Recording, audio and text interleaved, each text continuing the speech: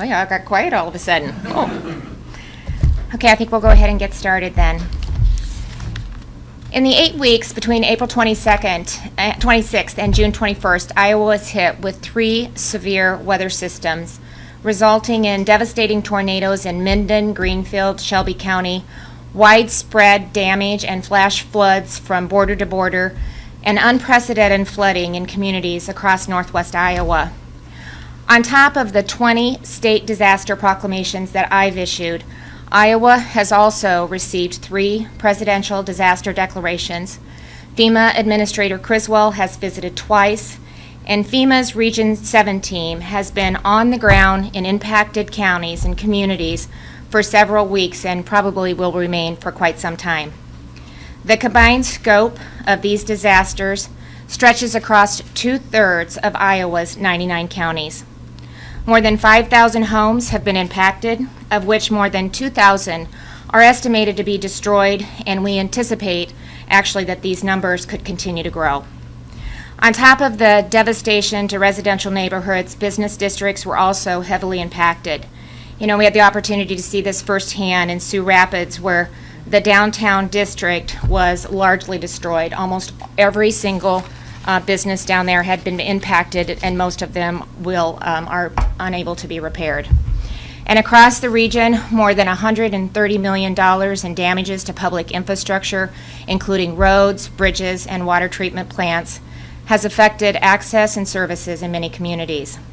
The disaster will continue to require a whole-of-government approach at every single level to ensure a full recovery, and that's what I intend to deliver.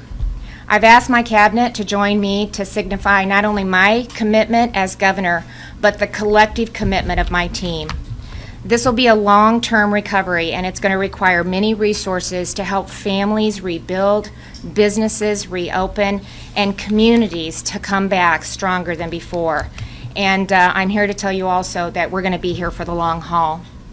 It's been nearly 3 weeks since the flooding began in northwest Iowa, and since then, state agencies, local officials, emergency managers have been working together in real team, managing the ongoing response efforts related to the cleanup and restoration of critical infrastructure. At the same time, we've been developing plans for the state's immediate and long-term recovery for one of the most urgent needs that we've heard at every single stop almost that we've been at, and that is housing. In a few minutes, I'm going to share more information about new state programs to address this need for not only temporary housing, but for plans to get permanent housing in place as soon as possible. But first, I'd like a few of my cabinet members to provide a brief update on the progress that's been made in northwest Iowa since the flood response began, and I'd like to begin with General Osborne with the Iowa National Guard. General? Just set that down there. Okay. Thank you, Governor. Well, good morning, everyone. The Iowa National Guard is, of course, Iowans serving Iowans in response to the recent flooding here in the northwest part of the state. The Iowa National Guard has conducted a number of state active duty missions at the request of the governor and in close coordination with the Director Benson and his emergency management team, starting on 22 June and lasting through 4 July. Our first mission, probably our most highly visible mission, was a helicopter rescue of a gentleman in the Spencer area trapped in his car in high, fast-moving water. The flight crew and the aircraft came out of our medical evacuation detachment in Waterloo, was equipped with an external rescue hoist, which made this rescue possible. We also coordinated with the Nebraska National Guard. They had a air medevac aircraft 4 deployed into Sioux City in case it was needed in support of the operations on the 22nd and the 23rd in particularly. Starting on the afternoon of the 22nd, we deployed 10 high water or high clearance vehicles up into those impacted areas of northwest Iowa, and they were used to transport people, equipment, and supplies through high water affected areas. We've provided potable water storage in distribution in several towns in northwest Iowa, particularly Rock Valley, and that includes a water truck that we sent from Camp Dodge up into Rock Valley. Matter of fact, it's still there in support of the Rock Valley Fire Department in case they have a fire emergency. In coordination with the Department of Natural Resources and Department of Transportation, we relocated a number of 8-inch pumps up into the Milford, Okoboji area. We operated those pumps, sat on those pumps for a number of days, again in coordination with DNR and DOT. We activated several debris removal teams from our Air National Guard, both out of Des Moines and Sioux City. They worked tightly with Department of Transportation to remove debris in Sioux Rapids and Spencer. We provided some assistance in Rock Valley with emergency management planning as they started their transition towards recovery. And we also provided about 500 cots in a number of shelters up in that area, a lot of those still being used. In total, we activated 94 soldiers and airmen from across the state, and we work closely in cooperation with the Departments of Homeland Security, Transportation, Health and Human Services, Natural Resources, Public Safety, and the Governor's Office. Thank you.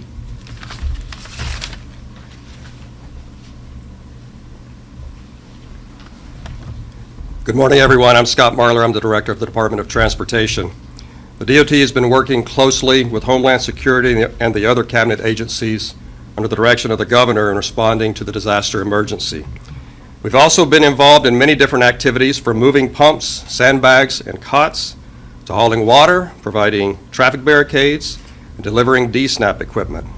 This morning, I would like to touch upon a few key activities by DOT to support the communities of northwestern Iowa. In Spencer, as you've heard, there were thousands of structures that were damaged in Spencer alone.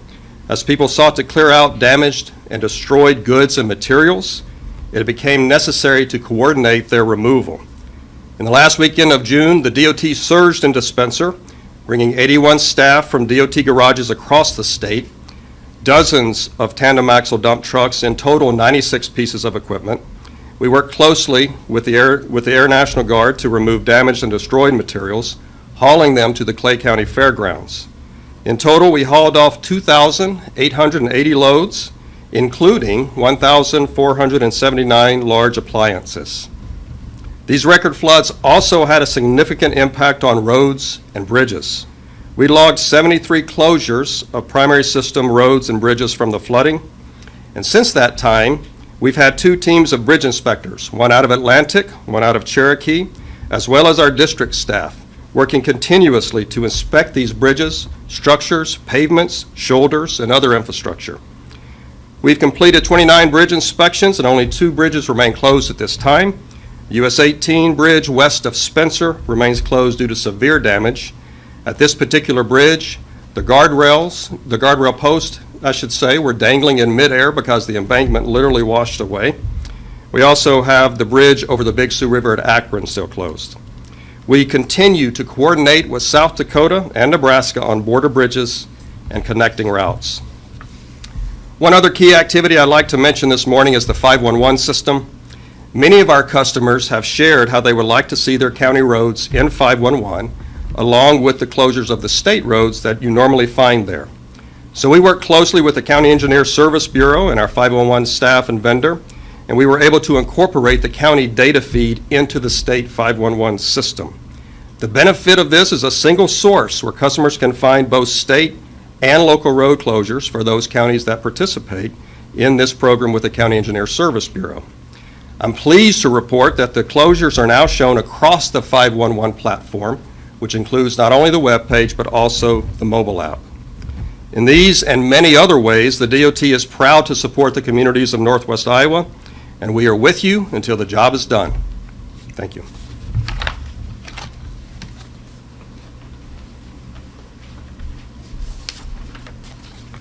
Thank you, Director Marler. Good morning. I'm Mackenzie Snow, Director of the Iowa Department of Education. Thriving communities across Iowa start and grow in our schools.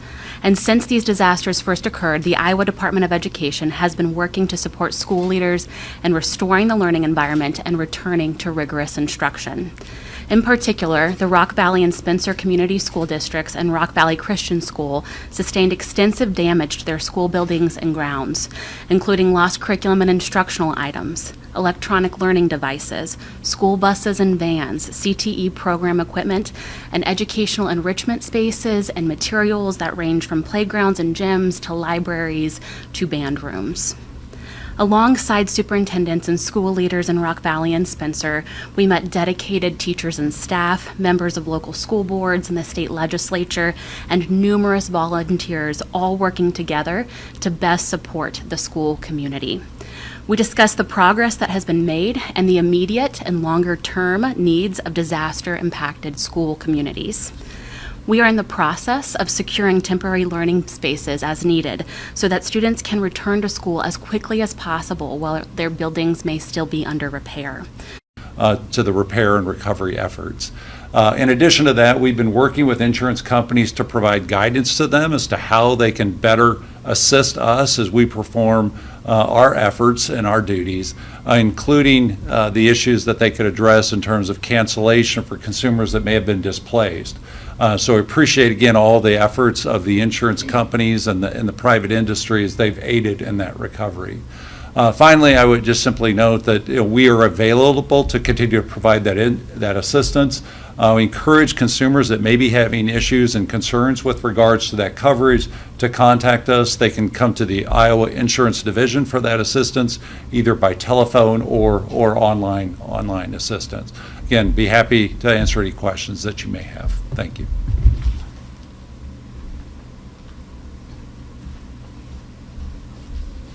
Thank you, Commissioner Oman. I'm Kelly Garcia. I'm the Director of the Iowa Department of Health and Human Services.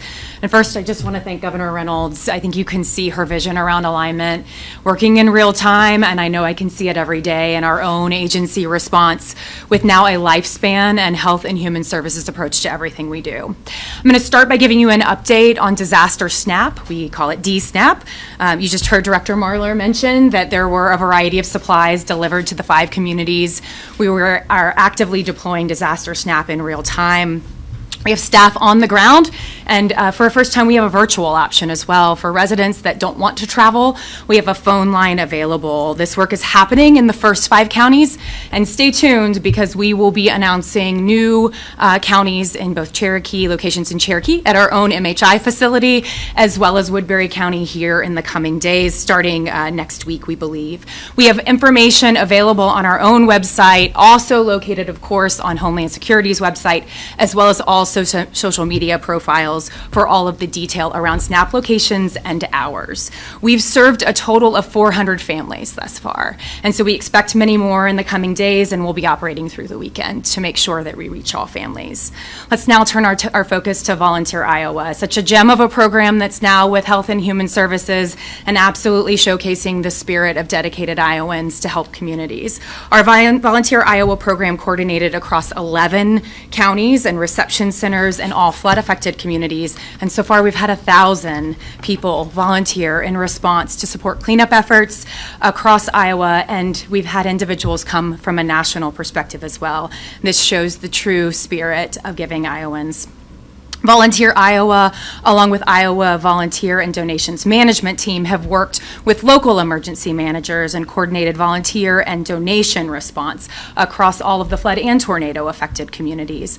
Volunteer Iowa mobilized AmeriCorps volunteers as well, serving across Iowa in flood recovery efforts. So Habitat for Humanity, mobile response teams, our refugee and immigrant voices in action, and Iowa Community Corps, which is a new public health AmeriCorps program.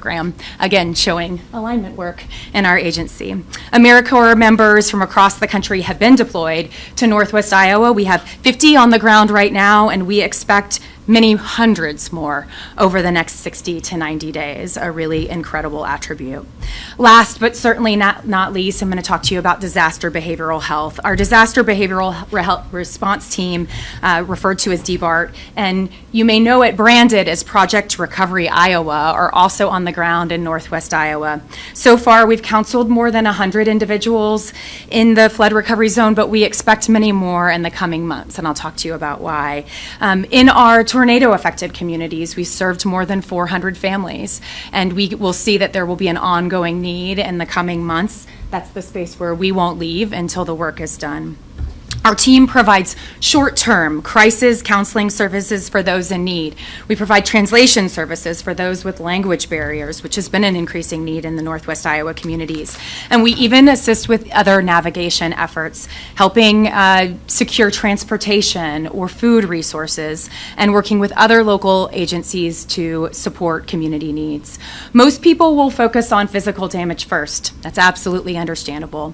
And so after those effects are finished, we turn to the behavioral health needs that will be the next focus for individuals who have lost everything. They will see their lives changed in a really significant way, and that's where our team comes into play. The response for our DBART team, they were there on the ground in Perry, they were there on the ground in Greenfield, and we will stay until our communities have recovered. The project recovery team will be on the ground for weeks and then months to come, because the mental health needs often recognized or brought to the forefront really do come when that cleanup is done. For more information, please visit our disaster recovery resource pages on our Iowa HHS website, also on Homeland Security's website. Our dedicated website is hhs.iowa.gov/disaster. And remember that if you or a loved one find yourself in crisis, 988 is only one phone call away. Governor, thank you so much for the opportunity to give an update. Appreciate it. Thank you, Director. I want to just thank my team, not only those that you've just heard from, but every one of them that are up here today to say how grateful I am for their response and the time that they put into serving Iowas would just be an understatement. It's been incredible to watch this team in action. Each agency will play a role in the state's recovery, serving Iowans in unique ways and helping them really continue to navigate this extremely difficult situation. So just a heartfelt thank you to each and every one of you for everything that you've done and will continue to do to help those Iowans that have been impacted not only recover, but to help restore their livelihood in the communities that they call home. So just extremely grateful and extremely proud of this team that's standing behind me. You know, as I mentioned earlier, this recovery will demand an all of government approach, including the legislature. So last week, I spoke with Speaker Grassley as well as Majority Leader Whitver to brief them on the programs that I'm going to be announcing today and to give them an update of much of what you've just heard. They were supportive, and I just want to underscore that they continue to play a significant role in Iowa's recovery. You know, they've also heard from many of their representatives and senators whose districts have been impacted, and I've met with many of the legislators as I've visited the communities over the last several weeks, and we will continue to work together as a team on behalf of Iowans. So again, very grateful for their continued support as well. You know, we've all seen the photos of the neighborhoods that have been leveled, of towns completely underwater, and they're heartbreaking. To see it firsthand is unforgettable. In the hours after the tornadoes hit, I was on the ground in Minden and Greenfield, and when the flooding started, my team and I toured northwest Iowa by helicopter to survey the damage when travel on the ground was impossible. What I saw as we flew over rural northwest Iowa were farms that were completely submerged, homes, grain bins, equipment, underwater, gone. So I want to start this morning by reassuring our Iowa farm families that the state stands with them as well. You know, more than 70 farmsteads were damaged in Shelby County alone during April's tornadoes. At that time, we worked with Homeland Security. We got the disaster declaration in place. I contacted Secretary Vilsack at USDA to request assistance for Iowa farmers through their programs. Shortly after, federal loans and other programs were made available. I want to take this opportunity again to thank our federal delegation as well as Secretary Naig for their outreach in really helping us continue to encourage Secretary Vilsack to stand up these programs, which they did. But you know, what I heard in the weeks that followed was that the interest rates for many of the USDA loans were often much higher than what farmers could get from their local banks. and their local lenders. And another component of this that was discouraging, I think, for the farmers that I had outreach with was that the USDA loans didn't offer the same benefits as the Small Business Administrative loans, which farmers, for some reason, don't qualify because they're not considered a business. So today, we're going to bring some parity to farmers by creating the Disaster Recovery Farm Interest Program.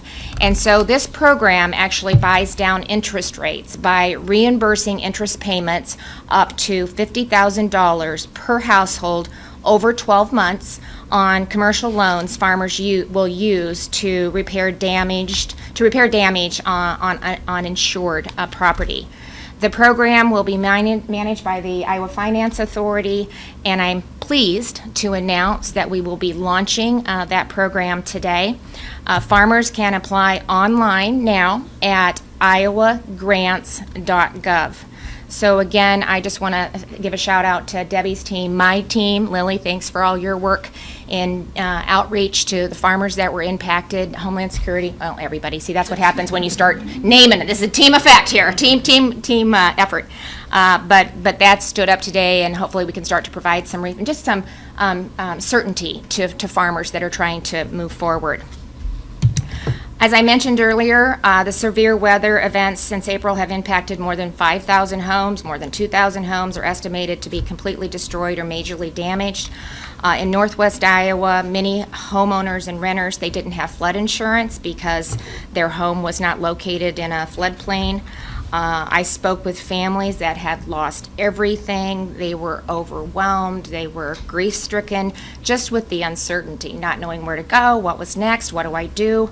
And I heard those same concerns and just that same grief-stricken, overwhelmed uncertainty from families that had lost their homes due to the tornadoes. The need is staggering, and it's immediate. And that's why today I'm proud again with the help of my team to announce some state programs to help homeowners in a variety of situations. So first thing we need to do is to provide temporary housing as soon as possible so that individuals and families can remain in their communities. I heard that over and over. I come from rural Iowa. We want to do everything we can to drive growth and prosperity to bring people to our communities. And so when you're impacted with devastation like this, you don't want to lose anybody. And most importantly, they want to provide what these individuals need. So, we want to do what we can so that they can remain in their communities while they rebuild or repair their homes. After speaking with the FEMA Administrator Criswell, we were actually touring some of the damage, I think, in Spencer. She was talking about a program that they had offered in some of the southern states, Florida and Louisiana, for those states that had been impacted by hurricanes, and about maybe having that be a possible solution for Iowa.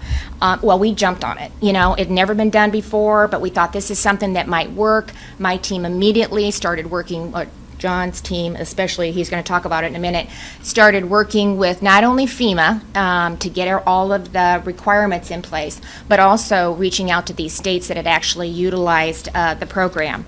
We stood it up in less than 2 weeks. I've submitted it, the state's first ever application to FEMA for a disaster recovery temporary housing program. So we like to make these as long as we can so that they're hard to remember. It's a temporary housing program for Iowans who live in counties that are included in the Presidential Disaster Declaration. The program will provide temporary housing at no cost in their communities while they work toward a permanent housing solution. Housing units will vary, and they will include anything from hotels, RVs, travel trailers, and modular homes. And here to provide really additional details and kind of walk through how they stood up this program is Director Benson of Homeland Security, Emergency and Management. And him and his team get to manage all of us as well as all of the state in really responding to the needs of Iowans that have been impacted by the multiple disasters. John? Thank you, Governor, and thank you to the Cabinet team. As the Governor has correctly noted, I may lead it, but everybody behind me makes the engine move. So Fantastic work that you've seen done so far, and it has been, I have to say, a long spring. So, as the governor mentioned, we are standing up a temporary housing program. This will be the first time we've ever done this in Iowa. For those of you that have been paying attention to hurricane states such as Louisiana, Florida, we're going to do the exact same thing. So I need to thank my compatriots in Florida and Louisiana for helping us get down this pathway so quickly. If you think about housing after a disaster, there are immediate needs that develop into long-term needs, and so we're looking to address some of those gaps. As the governor mentioned, we're going to be working on the disaster recovery temporary housing program, and the easiest way for me to think about that is a non-congregate sheltering effort. As she mentioned, it will run for a duration of 6 months, but it fits inside of a longer continuum. So if you think at the start of a disaster, people initially get into a congregate shelter to get out of harm's way. FEMA is now working on what they refer to temporary sheltering assistance, which is kind of the next step, getting them out of the shelter, perhaps into a hotel, any type of rental properties. The next step where we as a state will come in is on the non-congregate side of it, looking at placing them for 6 months, and as the governor mentioned, travel trailers, RVs, possibly hotels, and even looking at mobile homes or modular homes as well. And then the next step after that, which we've already asked FEMA to start working on, is what is referred to as a FEMA direct housing mission. And that will take us from 6 months out to 18 months. So 18 months after the disaster, we're developing and almost have in place an entire housing mission right now. The idea is that we work with those survivors, put them into a safe, sound situation where, as the governor noted, they can work on their long-term housing. Some of that will occur relatively quickly if they're refurnishing their home, have to refurbish it, a couple of months. Others will take longer. That's why we want to work on the long-term housing one with FEMA to get out to that 18th month. So when we do put this on the street, what will happen is you will notice a couple of things. We will have an entry portal, obviously. There will be a number to work with where survivors can get in touch. Our disaster case advocates or managers on the field will also be working with them. For the survivor that is interested in participating in the program, let's talk a little bit about qualifications. The initial qualification right up front is it has to be in a FEMA individual assistance designated county and ideally any of the 3 disasters. So we're still adding more as we go along with the flood. So please pay attention to that on our website. Also, you'll find that on disasterrecovery.iowa.gov. I get that right? Okay, thank you. Those numbers are those additions are always happening. That's kind of the first step. The second one, and I want to take a chance to really encourage people to apply.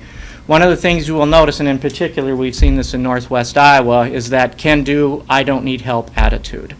If you are of that thought process, I would like to discourage you from that thought process, and please apply, because then you become a known quantity to us, and that's how we can help you through not only the housing, if you have a housing challenge, but other things that may arise during the disaster to support you as you go through the recovery.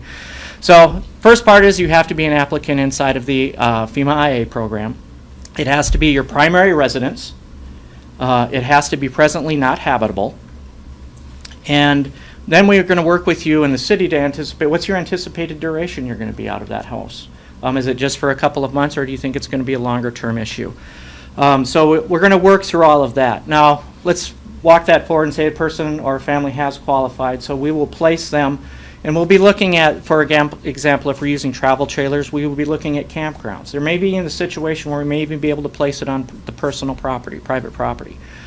We would be looking, if we're looking at mobile home units, are we going to be looking at going into mobile home parks that we can utilize right away? All of those things figure into the equation. So for their survivor, they're working on their long-term solution, and that's part of the requirement is being in there is they have to demonstrate progress.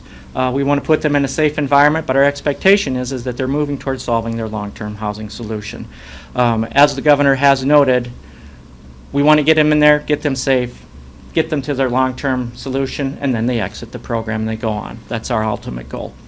So the only cost we're actually asking people to cover, as Governor noted, the facility will be provided free of charge. We're just asking for utility, and that's the other reason why you need to apply to FEMA IA is because those utility costs can be covered by the FEMA IA programs.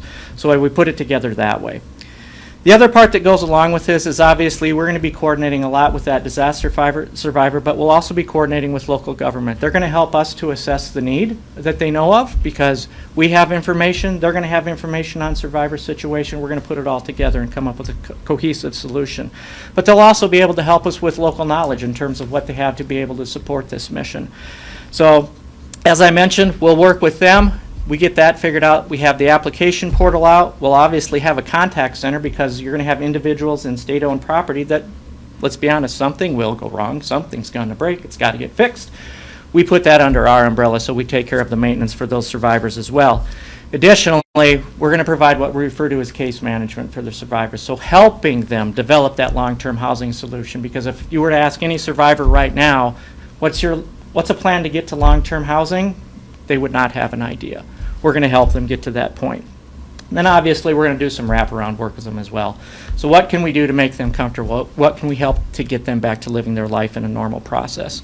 It's really, as the governor has correctly noted, it is a whole of government effort. It starts with local government, it runs through us, and it also involves FEMA. So it's everybody focused on helping that survivor. Now, there are additional things going on, too, because as the governor noted, I can't remember the number of proclamations you've done. It's a lot. So there are other things going on in the state, too, that are not presently under a presidential disaster declaration. The state does have help there as well. I just want to reiterate that we do have the State Individual Assistance Grant Program, which is available to folks that are under the governor's emergency proclamation and not under a FEMA major disaster declaration. But that grant program can also help people repair their homes, think about repair to their housing, if they've got food insecurity issues they need to be working through, personal property. If it happened prior to July 1, the maximum grant is $5,000. The legislature changed it after July 1, so any after that now have access to $7,000. As I mentioned before, all of the counties that are under some type of presidential, we're still considering other counties. That process is not done by any stretch of the imagination.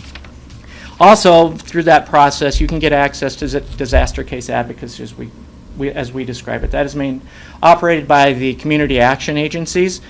There is no qualification requirement for that. If you need help navigating through a disaster, even state level, federal level, that's what they're there for. We are going to be actually increasing the number of people we put on the ground to support that because we have a widespread need across the entirety of the state. The last thing I want to touch on is our relationships with local governments.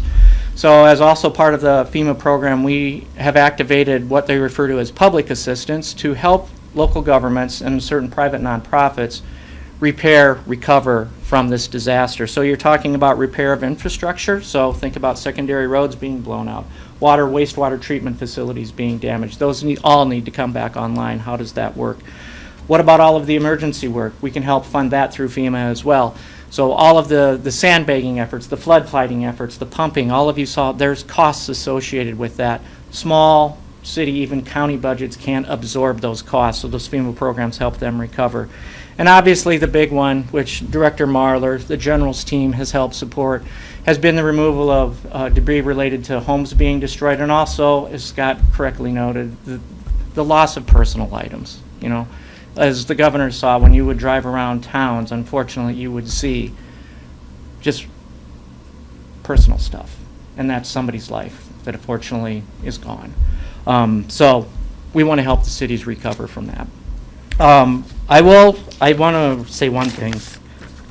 To my staff, thank you. It has been a long 3 months for my people, but they have exceeded my expectations. The governor has challenged us, and we have responded. So, the last thing I want to leave you with is how does the survivor access all of this stuff? Very simple. If you're looking on the federal side of it, disasterassistance.gov. I'll be honest, it's not the easiest website in the world, but it's a federal website, so what do you expect? But they also have an 800 number, 800-621-3362. That becomes a primary entry point for their survivors. On our side of the equation, it's a much nicer website, disasterrecovery.iowa.gov. So as Kelly was mentioning, we have links to all of the things that her team is doing. We have links to 511, Department of Education, the things they're doing. If you can remember a single entry point, disasterrecovery.iowa.gov, that'll help you get started. So, thank you, Governor. And I'll just underscore again, John, just thank you. I have pushed and pushed and pushed, and you and your team have responded at every turn. I mean, honestly, they stood this up in 2 weeks. That's crazy, just crazy. And we have been in constant contact with FEMA Administrator Criswell. I said, it's there. Thank you for the idea. We did it in 2 weeks. We need it turned around quickly. Congressman Feenstra has been working with Secretary Mayorkas. So, I mean, just everybody is pushing at every single angle, and we're really hoping, hopefully we'll get a response to that sooner rather than later. But, and this was a response that we heard from local governments. We've been working tirelessly with them, and they are just dealing with so much. And so we talked about this program, and we said, maybe this is something we could stand up. And they asked if we could maybe manage it. So on top of just standing it up, John's team is going to take that off their plate and continue to work with them. But the state will be managing all of this, and then we will be reimbursed from FEMA. So it's just one less thing that they have to do. Another thing that John's team and this team are providing for these local governments is, just a financial consultant that they can consult with to make sure that they're filling out the paperwork accurately, to make sure that they're dotting their I's and crossing their T's so that it doesn't get, scooped back, because they didn't fill out the paperwork accurately. They want to do it right, and they ask if we could provide some resources to make sure that they are.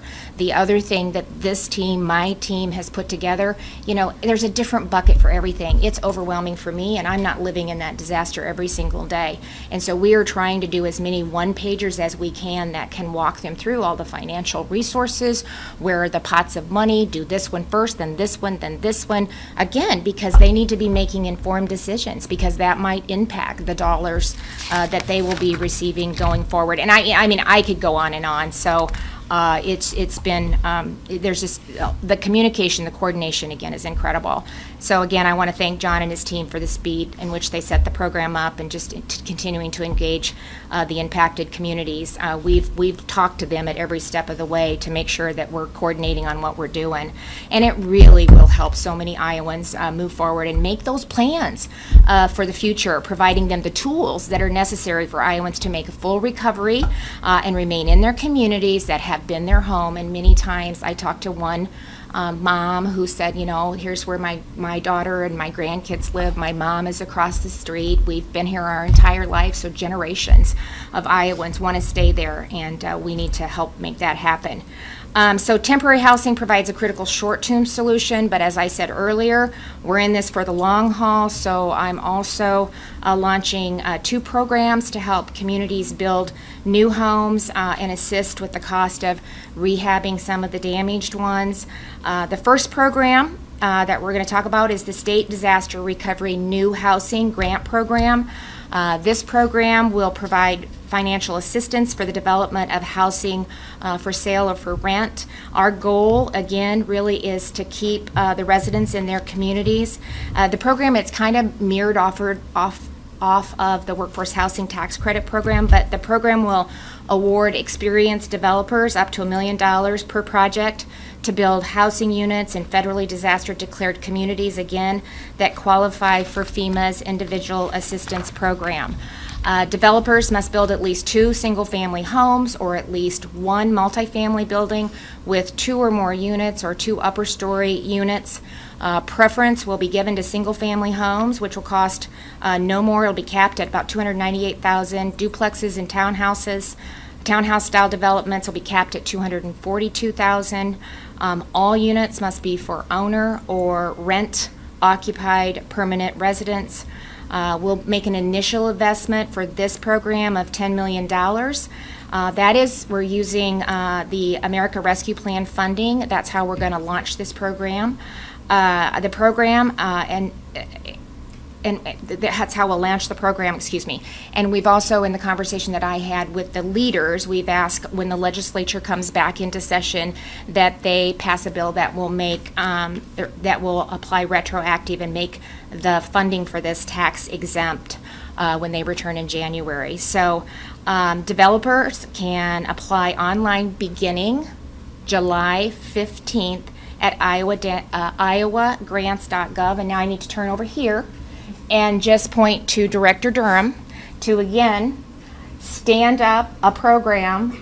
We pushed and pushed and pushed and said we need it sooner, and Debbie said we'll do it, and she did it. And so I just, from the team, but just thank you again for getting this done. Then I asked her to do it one more time. So, but I really appreciate that as well. So additionally, and this is another program that we've activated. So this is the Disaster Recovery Housing Assistance Program. This is a lot. We're going to give you all a one-pager when we're done, so you actually have the details. But we want to try to get it out to the public so they know that these are coming. But we'll give you a lot of detail when we're done here. So it's the Disaster Recovery Housing Assisting Program, and it'll allow the state to move quickly to address unmet housing rehabilitation needs that are outside of the scope of insurance coverage. We also have a lot of underinsured. Pull that insurance coverage out every year. Take a look at it, take a look at the market, and make sure that you're adequately covered. And it will help with the, and then that's on top of FEMA housing assistance.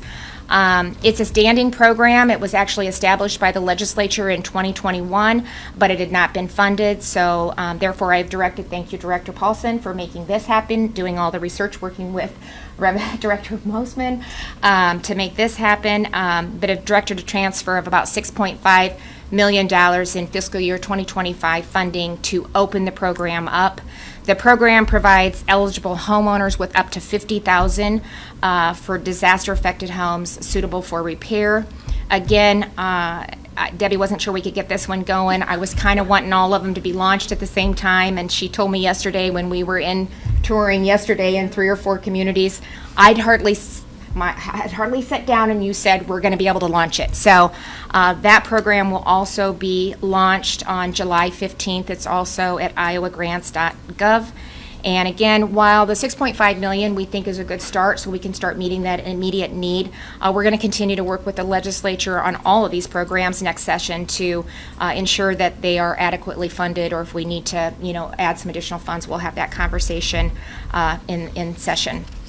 So in addition to the 3 programs that I've just outlined, we're also working to secure a variety of permanent housing that can be built and installed in communities as soon as possible. Homes for Iowa is a public-private partnership with our Iowa Prison Industries that trains incarcerated individuals in the building trades and helps reduce recidivism and truly benefits Iowans. The modular homes built in the program are sold to the public and then delivered and installed at the owner's property. We work a lot with communities across the state in locating where these homes go. Since the beginning of the program in 2019, a total of 91 homes have been built and sold. I don't think, is Beth here? No, she had a family member that wasn't. Have been built and sold, and Homes for Iowa currently has 5 new homes on their building schedule, which we have reserved for disaster-affected communities wanting to expedite their rebuilding efforts. So these homes are 1,200 square feet. They're 3-bedroom, 2 bathrooms. The cost of the home is $95,000, and it will be ready for delivery in the next 45 to 120 days. So we're going to take advantage of that, and then that'll be an asset that we can continue to use going forward for a whole host of reasons, not just for disaster communities. But communities that have been impacted by recent tornadoes and the flooding, they can go to homesforiowa.com to learn more about how the project works and how to buy a home. Also, Habitat for Humanity is actively involved in disaster-affected communities across Iowa. In Minden, the Habitat of Council Bluffs is working with donors, city and county leaders, local nonprofits, and developers to start the rebuilding process. The planning is underway to support new housing, home repair, support for small businesses, and more, with the goal of building 5 homes in the community this year alone. In Northwest Iowa, Habitat for Humanity's mobile response team is joining Volunteer Iowa on an active mission that's coordinated by AmeriCorps. The crews will be on the ground starting today for the next 3 months, gutting and removing material from homes that have been that are in the impacted counties across the area. So Habitat for Humanity of Iowa is really actively recruiting people to join in on the disaster and be a part of the disaster response team. So if you're interested in helping out or you want to participate in some way, go to iowahabitat.org. Finally, I want to just provide a brief update on disaster recovery progress in the Okoboji area. As we all know, the Iowa Great Lakes region is a favorite summertime destination and a really important economic asset to our state. As soon as the flooding began on June 21st, the City Council reached out with two immediate requests.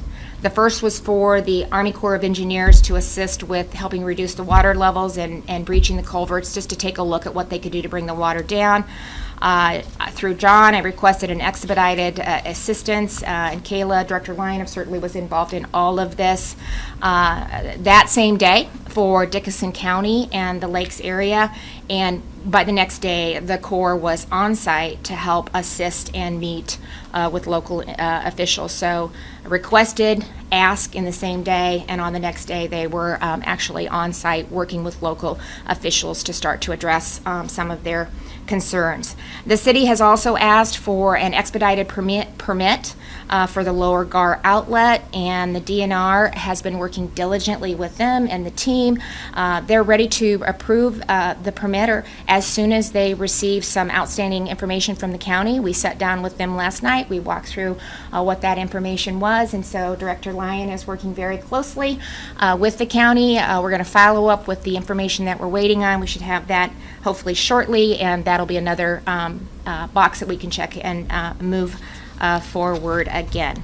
Additionally, Kayla and her team, the DNR, have been removing debris that impedes navigation on the lake. So we know that that's really important to get that dangerous material out of the way. And they continue to work with the city to just talk about what we do with some of the debris that's now along the shoreline. And finally, DNR Director Lyon visited the lake region. She's done this a couple weeks ago. Has visited the lake region to really survey the damage to the shoreline, and her team has completed an initial analysis. They've input the data into the GIS system.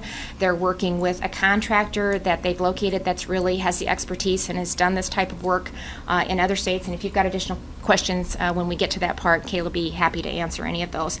But really, because of what they were able to do, they'll provide a drone-generated 3D analysis will be conducted to provide a more complete picture of what the need is, and in addition to that, a cost analysis so that we can really begin to move forward and address something that they're really concerned about, and that's the erosion of the shoreline and especially the tow. I'm learning a lot, along the way, but that's why Kayla is our expertise and her team in that area. So that's a lot, and I hope it gives you just a small sample of what everyone has been working on since the tornadoes hit. It's really been less than probably 3 months, I guess. And John said it best: it is local, it is state, and it is federal. And it is everybody coming together, and then the communities. But I want Iowans to know that the needs of every disaster-impacted community matter. It matters to me, and it matters to the entire emergency response team. Over the last several weeks, I've visited many of these communities, some multiple times. My team and I have spoken with local mayors, city and county officials, and legislators from across the region. Director Benson and his team at Homeland Security, Emergency and Management have been working around the clock to support every community that's requested assistance. So has every one of my cabinet directors and their departments. In fact, I was in Spencer yesterday, Commissioner Baines, and they were so grateful for the communications system that you've been able to stand up so that they can continue to provide safety and communication with those in that county that has been impacted. Every time I see that official, he tells me how grateful he is for your team and just the backfill that you've responded. They're tired, and you've done that in all of the communities. Their members, their law enforcement officers have worked with local law enforcement officers, not only to set up a communication site until they can get theirs reinstated, but just to provide some leave for our first responders that are working around the clock. So can't thank you enough for that.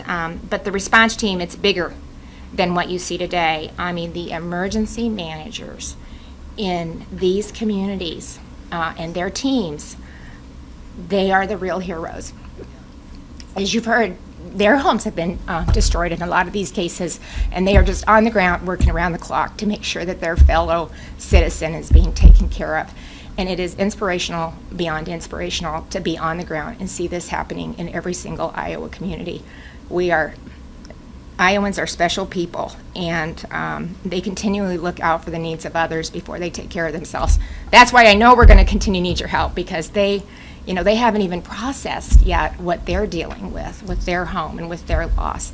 But it is full steam ahead, and they have a mission, and they have their marching orders, and they're going to get it done. So they're doing everything they can to help their neighbors and bring their communities back. So we're making progress. We know that we still have a long ways to go, but we're determined to get there. And as I said at the beginning of today's press conference, my team and I are fully committed to Iowa's recovery. And with that, we'll open it up for questions. And it's for everybody. I've spoke a lot representing some of the agencies, but they could probably go into more detail if you have additional questions. Governor, it might be too soon to ask this, but have you or your team already identified either large sections of town that will not be able to be rebuilt, where we've had kind of over the years certain sections of like Cedar Rapids and Wonder just kind of buy them out and park, or what do you do there? Yeah, so we were in a couple of towns. I know it was Cherokee and maybe Spencer that had already had a buyout that really helped reduce, I think, the potential damage that they would have maybe incurred. I can tell you Rock Valley is looking at that. There is a process, Dave, that they have to go through, so they're in the early stages. Is that mostly federal or not? It's both. Well, John, you better speak, because it's both. But it is, you don't want people to change their mind. They're making decisions in the heat of the moment, and so you've got to just take all of that into account. No, David, it is really it's a long-term effort, because what you will see is immediately after disaster, survivor, I would dare use this, is in shock. I want away from my house. I just want out of this. Well, as they get into it, then they say, okay, I think I want to stay. So that has to be a conversation between the city, but as we will have federal dollars available to support that, so if a city does come forward, as the governor noted, and just in the city of Cherokee, I think over the course of years, the city's purchased 200 properties. That's 200 properties that were not flooded this time. But it has to be very thoughtful, and so we'll be working with the cities over the course of the next months and years on that. And then the amount that we get for mitigation is based on the amount of FEMA dollars that come into the state. So we're still adding counties, and we're still responding. And so we want to make sure we have that total dollar amount so that we can come back in and do that. And then, these communities have to offset, that's a loss of revenue. So they have to think about, do we have another development? What do we do going forward? So they're actually, we have communities that are working on that right now and thinking about how they adjust their revenue and city budgets and local budgets and what that county and what that looks like moving forward. School provides a normalcy for kids. Are you considering changing the school start date for some of the schools that Director Snow mentioned? Will you allow temporary open enrollment to schools that neighbor? And then once the buildings in Spencer and Rock Valley are repaired, that the students could go back? I think, and Director Snow, if you have anything to add to that, but they're focused on starting just as soon as they can. We're looking at temporary classrooms. Director Snow, as you heard in her comments, has done the outreach to see how many we have. We're working on another opportunity that, I'm excited about. We don't have enough information on it yet, but just to provide that temporary classroom, just maybe another opportunity, because how many, you want to talk about the need? There was potentially quite a few. Thank you. There are multiple school buildings impacted, and we are working directly with those superintendents and those local school leaders who are working tirelessly day in and day out to restore the learning environment, the in-person learning environment, as soon as possible, because as you mentioned, they know how important the sense of normalcy is and access to a rigorous instructional program in their community is, and we look forward to continuing to support them in their efforts. Isn't it like 900 kids in In Rock Valley. in yes. Rock Valley. Those are things, Kay, we absolutely won't rule out as we get closer. It's closer than you think. I mean, it's almost right around the corner. But honestly, their goal is to meet that need, to keep them there, to make sure they have a safe environment to learn in. McKinsey's working on curriculum and just some of the other equipment that we need to stand them up and make sure they're ready. So all of that is happening. So hopefully they'll be able to start on time and they'll be in their community. I wanted to build on Dave's question and ask if the new state programs that you're announcing for housing have any kind of requirement of whether they need to be built like outside of the floodplain that we've seen or anything like that. So that as you They build do, that, yeah, yes. yeah, they do. Yeah. On that note, I mean, obviously, we've seen significant flooding here in Iowa before it's the first event, but we did see this time specific areas that were outside of the floodplain getting unprecedented flooding, right? And certainly that's part of the reason I think you mentioned that many didn't have flood insurance, right? So is there work to be done to kind of better understand how weather events are changing or affecting different areas that weren't typically a part of Well, it's just cyclical. So, we just came out of a 4-year drought. Yeah. So we had 4 years of severe drought, Right. which I can't even begin to think what this would have looked like if that hadn't been the case, because it absorbed a lot of water. So weather is cyclical. One of the things that, has come up though, like we were, what was the last community we were in? Oh, Sioux Rapids. Sioux Rapids, I think. Yes. That was outside the 100-year floodplain, but they had a berm and a big pole came down and crushed it, so just things like that happen with this much water rising that quickly. But one of the things that we've set up, this was implemented in July of 2023, is the just Office of the Levee Safety, and so we have an established committee. The legislature has allocated funds to that, so as we start to look at wetlands and just what that management looks like with the flood, just different things that we'll be looking at. That office is also something that we'll be looking. There is a couple of communities that have reached out to us that has indicated they would be interested in taking a look at a holistic approach and see if there's other things that we need to do that could help protect some of these communities. So this is a long-term thing. It isn't something that will be solved tomorrow, but you look at all of that stuff and take all of that into account. I mean, as we do an after action review, and then based on what we've heard from communities, we'll start, addressing some of those concerns. But we do have, that has been set up, and there's funding through Homeland Security, I think Emergency Management, I think right now it has about 20 million in it. So it has some funding that we can start to just take a look at some of those things. Governor, during the legislative session, groups representing water engineers, water management agencies, architects, planners, cities and counties opposed Senate File 455. And I'm wondering, as you tour some of these flood-ravaged communities, do you have any second thoughts about signing that bill that banned local governments from regulating stormwater and topsoil? And is that something looking forward that you would consider allowing local governments to take that step to possibly prevent future flooding? Well, as I said yesterday, we were in two communities that was comprised of local government officials. One was Spencer and one was Okoboji. So, they want to take a look at working together and figuring out how we move forward. So it'll be a part of the conversation going forward. It can be a part of that committee that I just referenced, or what is it? Is it a committee or what is it called? This is an office. Office. It is an office. Okay. So that's just part of the conversation that will continue moving forward. I'm sorry, regulating stormwater is part of the conversation? Or All of it. We'll look at all of it as we move forward. There's been a lot of water treatment plants that have been impacted. There has been a lot of infrastructure that has been impacted. So that can be part of the conversation going forward. I'm sorry, I was asking about local government authority to regulate stormwater. Yeah, I said, we will continue to have those conversations with local government, and to be honest, they're already happening. So it is happening.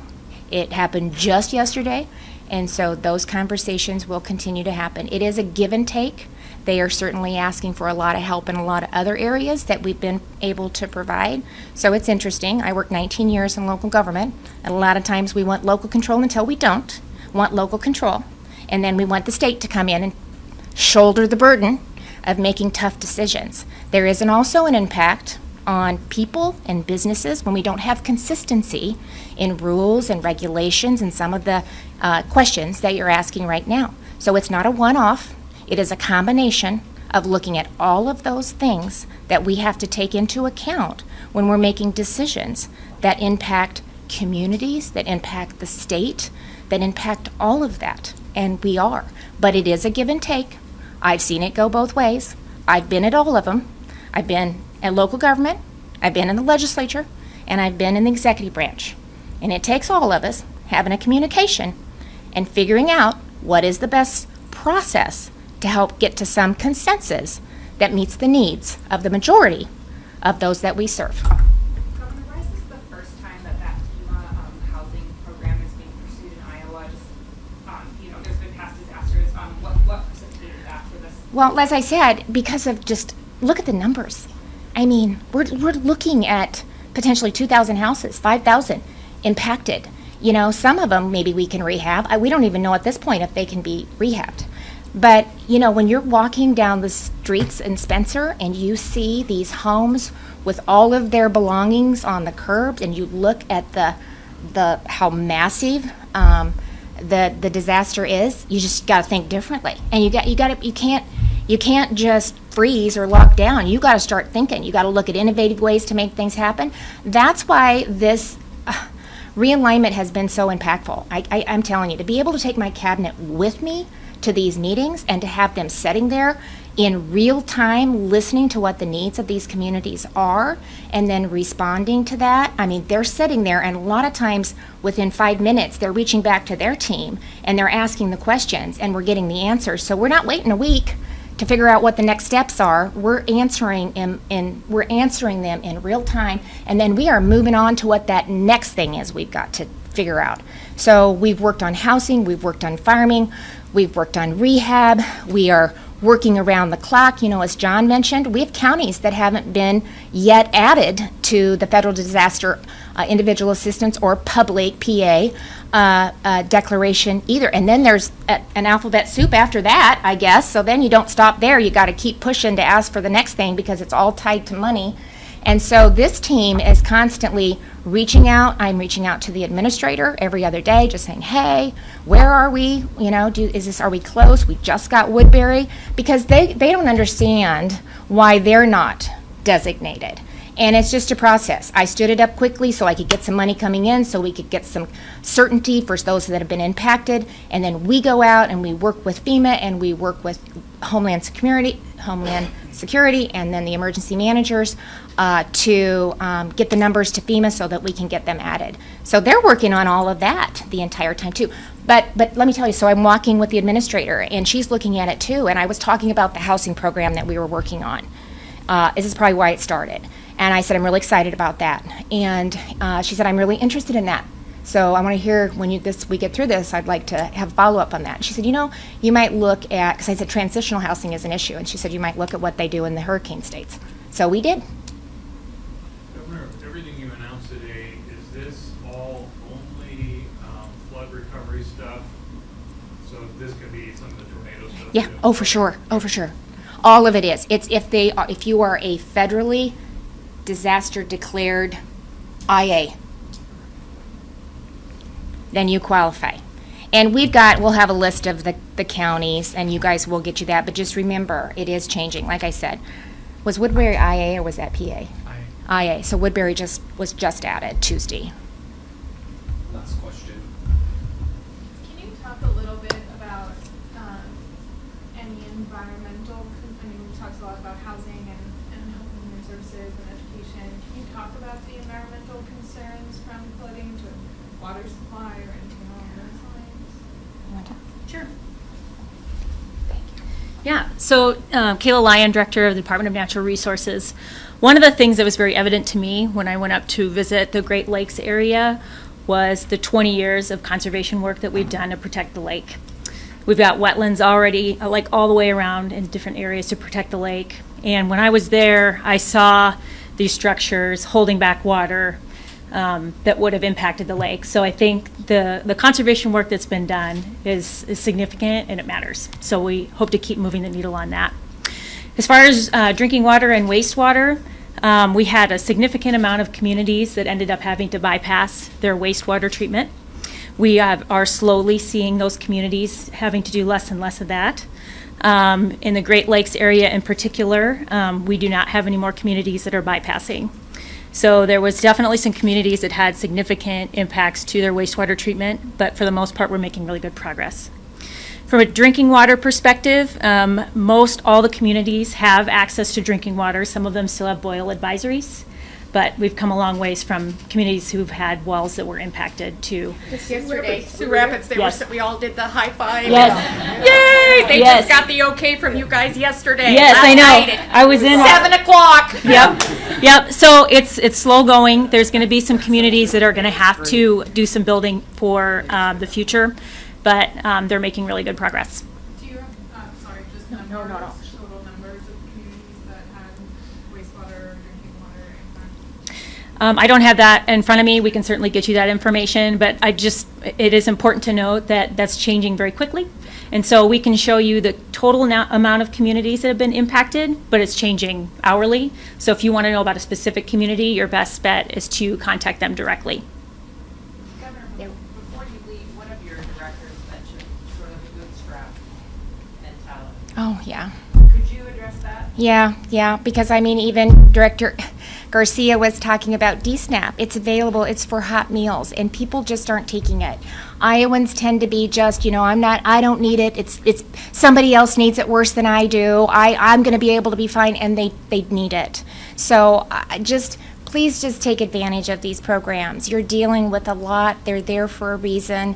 It's a one-time program, and Kelly's team has done a great job. They're all but knocking on doors, and I think you're knocking on doors to just do the outreach. But it's okay. It's okay to take some help. We're in this for the long haul. It's not going to be over tomorrow. So take advantage of these programs that are there. And if we or this team can help you wade through kind of the minutia to help get you the relief that you need, we're more than happy to do that. Can everybody